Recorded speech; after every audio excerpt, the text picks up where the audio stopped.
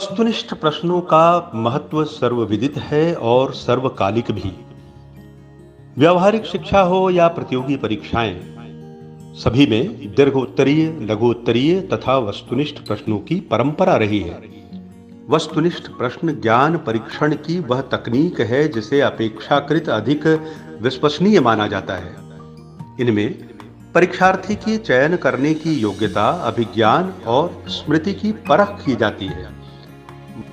वस्तुनिष्ठ परीक्षण के लिए एकनिष्ठ अध्ययन अनिवार्य शर्त है। अध्ययन के दौरान यदि वस्तु तथ्य के प्रति आप निष्ठावान रहे और तुलनात्मक दृष्टि से यदि आपने अध्ययन किया तो आपकी सफलता सुनिश्चित मानिए। सफलता से संतुष्टि की शुभकामनाएं हम आपको देते हैं और प्रारंभ करते हैं वस्तुनिष्ठ प्रश्नों के माध्यम से परीक्षण की श्रृंखला की यह पहली कड़ी, जो हिंदी साहित्य के इतिहास के मद्देनजर आदिकाल पर केंद्रित है।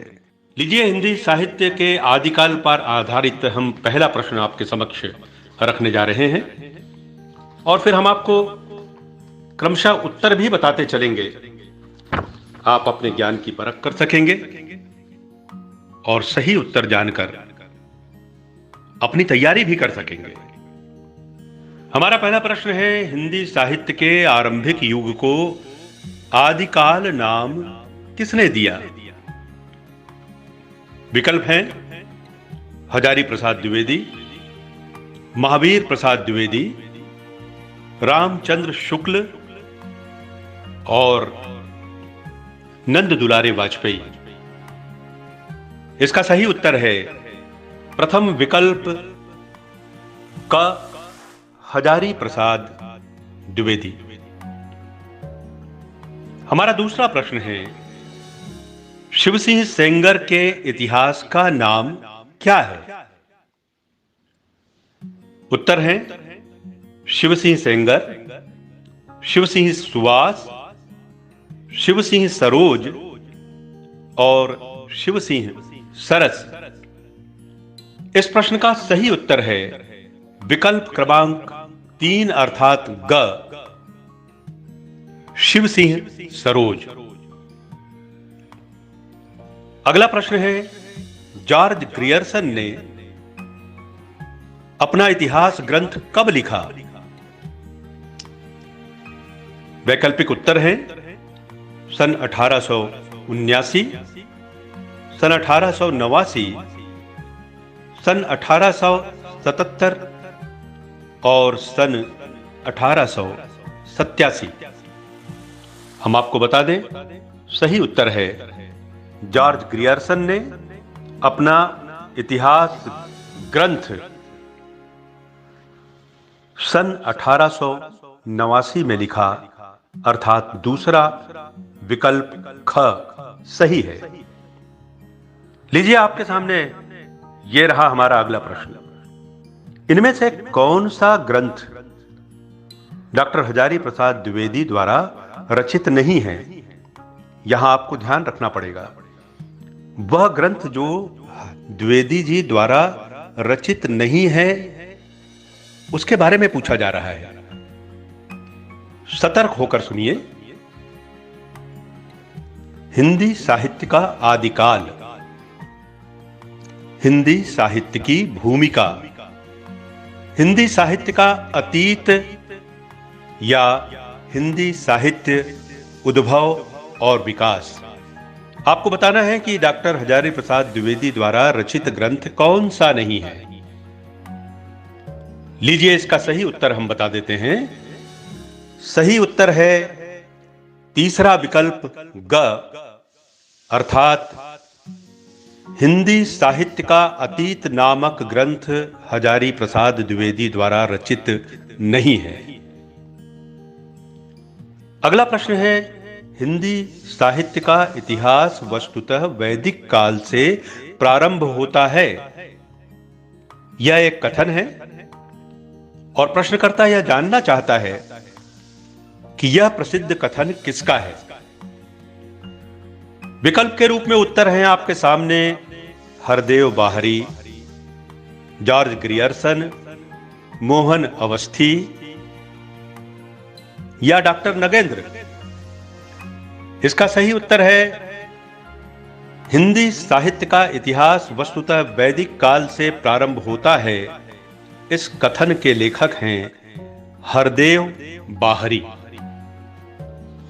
हम आगे बढ़ते हैं और आपके सामने यह छठवां प्रश्न रखने जा रहे हैं। मिश्र बंधुओं द्वारा रचित मिश्र बंधु विनोद ग्रंथ कितने भागों में विभक्त है?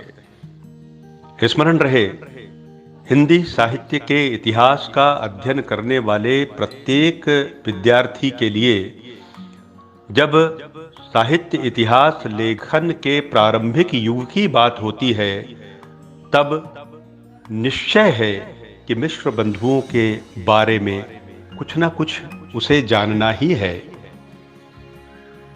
इसे ध्यान में रखते हुए प्रश्न फिर से सुनिए। मिश्र बंधुओं द्वारा रचित मिश्र बंधु विनोद ग्रंथ कितने भागों में विभक्त है? उत्तर है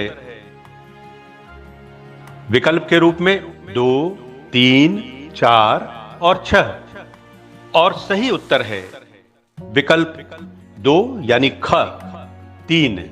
मिश्र बंधु विनोद ग्रंथ 3 भागों में विभक्त है। अगला प्रश्न है कण्हपा द्वारा लिखित ग्रंथों की संख्या कितनी है? सिद्धों की बात आप जानते हैं, अन्यथा आप अध्ययन करते हैं।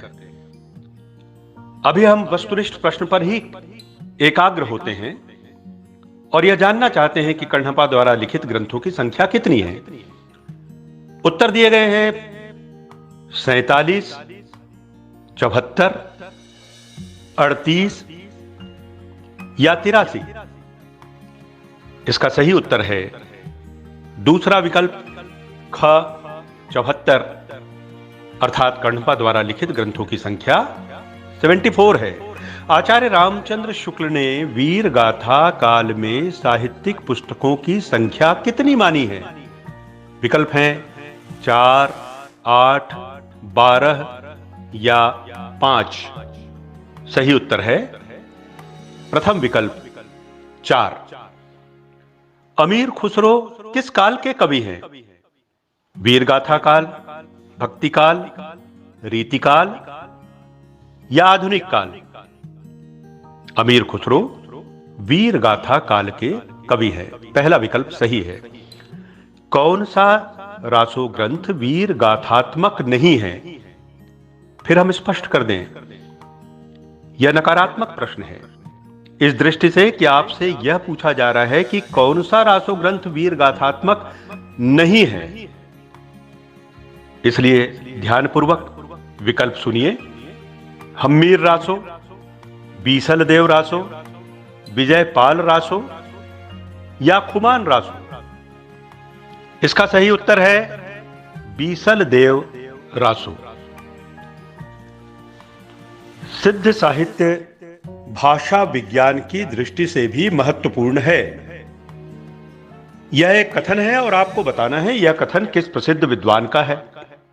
हजारी प्रसाद द्विवेदी, रामचंद्र शुक्ल, राम कुमार वर्मा या राममूर्ति त्रिपाठी? इसका सही उत्तर है राममूर्ति त्रिपाठी। आचार्य रामचंद्र शुक्ल का इतिहास ग्रंथ हिंदी साहित्य का इतिहास नाम से प्रकाशित हुआ था। आपको भली भांति मालूम है इसमें आदिकाल का क्या नामकरण किया गया है?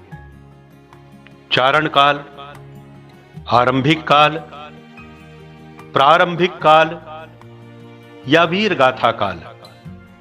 इसका सही उत्तर है चतुर्थ विकल्प वीर गाथा काल।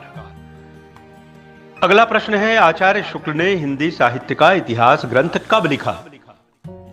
इसके लिए बहुत ध्यानपूर्वक पढ़ना पड़ता है क्योंकि जाने कितने ग्रंथ हैं, कितने आचार्य हुए, कितने विद्वान हुए, उन्होंने अपनी रचनाएं दी, उनका अपना अपना कालखंड है।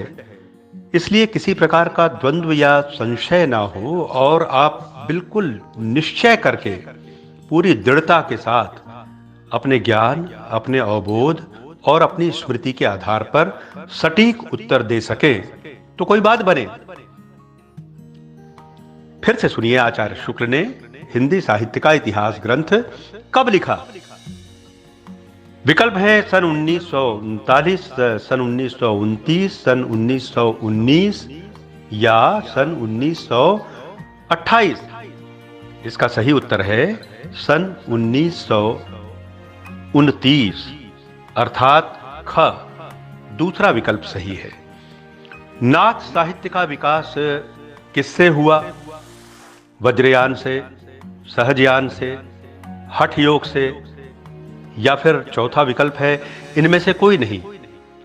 उत्तर है नाथ साहित्य का विकास सहजयान से हुआ। इसके लिए थोड़ा सा बौद्धिज्म का भी आपको अध्ययन करना चाहिए। इस संकेत के साथ हम आगे बढ़ते हैं और अगले प्रश्न पर, अगले पायदान पर कदम रखते हैं। जनता की चित्त वृत्ति का संचित प्रतिबिंब ही साहित्य है। बहुत प्रसिद्ध कथन है। बताइए किसका कथन है यह?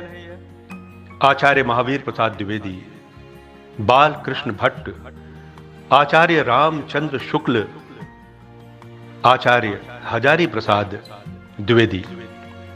स्पष्ट है, इसका सही उत्तर है आचार्य रामचंद्र शुक्ल। आदिकाल अर्थात वीर गाथा काल की रामचंद्र शुक्ल जी ने कौन सी समय सीमा तय की है? उत्तर है संवत 1000 से 1400, संवत 1050 से 1400, संवत 1050 से 1375 या संवत 1000 से 1350। स्मरण रहे, हम ईस्वी सन का प्रयोग करते हैं आज, परंतु पहले हमारे विद्वानों द्वारा संवत लिखने की ही परंपरा रही है। आपके लिए एक थोड़ा सा संकेत हम दे रहे हैं। संवत और ईस्वी सन में कितने वर्षों का अंतर होता है, अध्ययन करें और पता लगाकर अपनी स्मृति में रखें। इस प्रश्न का सही उत्तर है वीर गाथा काल की आचार्य रामचंद्र शुक्ल ने समय सीमा तय की है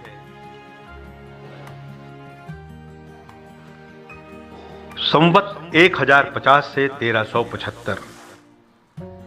हिंदी साहित्य का आरंभ किससे माना जाता है? पाली से, प्राकृत से, अपभ्रंश से या खड़ी बोली से?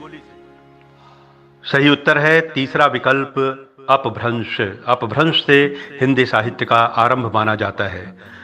प्राकृत की अंतिम अवस्था अपभ्रंश से ही हिंदी साहित्य का आविर्भाव हुआ। देखिए, उससे जुड़ा हुआ प्रश्न है। यह किसने माना है?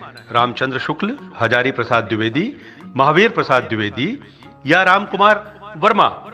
इसका सही उत्तर है आचार्य रामचंद्र शुक्ल। अगला प्रश्न है, चर्या पद किसकी रचना है? सरहपा, शबरपा, स्वयंभू या गोरखनाथ? सही उत्तर है दूसरा विकल्प ख, यानी शबरपा। और वस्तुनिष्ठ प्रश्नों की श्रृंखला की इस कड़ी में यह अंतिम प्रश्न हम आपसे करने जा रहे हैं। अपभ्रंश हिंदी के पद्यों के उदाहरण पहले कहां मिलते हैं?